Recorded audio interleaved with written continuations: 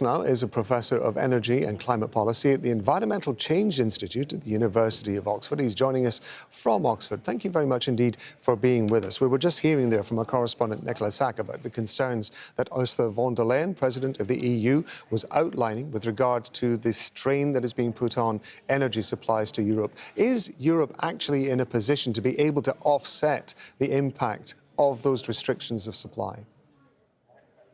To a degree, I mean, we have emergency reserves in Europe when it comes to oil and gas, but this is an international market, and prices will not react quickly. We have, I think, sustained pressure on the energy markets because of the war.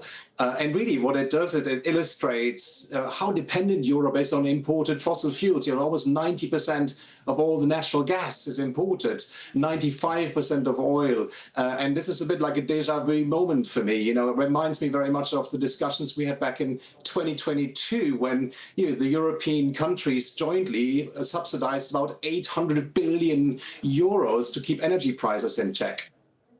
We're talking about oil, we're talking about liquefied natural gas, energy essentially, but it's always worth remembering, of course, that there is a ripple effect from this, isn't there? There's so many other industries, manufacturing industries particularly, who depend very much on those supplies. How great could the impact, how wide could the impact of this be?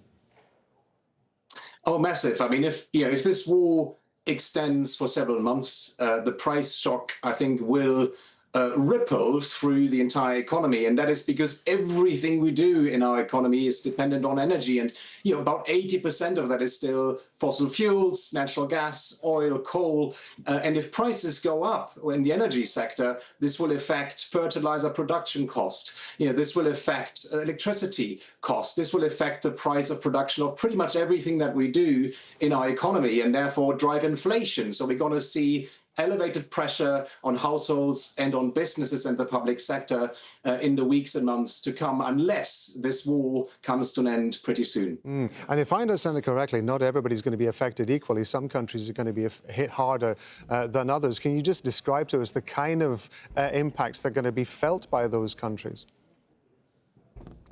Yes, indeed. So some countries in Europe, like Italy, for example, use a lot of gas in the power sector for electricity generation.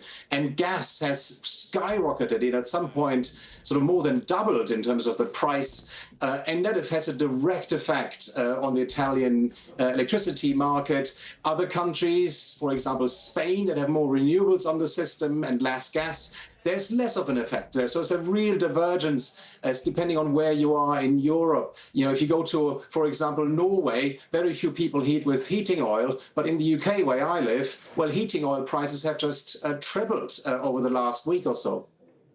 We've been talking a lot since this war began about diplomatic off-ramps and a way for the conflict to come to an end. But given the scale of what you were talking about, given the gas prices that we're seeing, particularly in the US, and of course we're leading up to midterm elections there in November, is there a chance, do you think, that however this conflict comes to an end, it could be driven more by economics rather than diplomacy?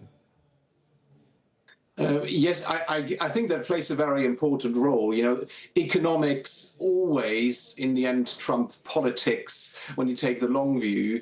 And it's going to be very hard to sustain this for a very long time. So it will be very interesting how this plays out. And also, how will it change perhaps our thinking about the energy system, or what kinds of energy we import, especially in Europe, where we're still so dependent on imported fossil fuels. Really interesting to get the benefit of your expertise in this, Jan Rolsenau. We appreciate it, so thank you. Israeli forces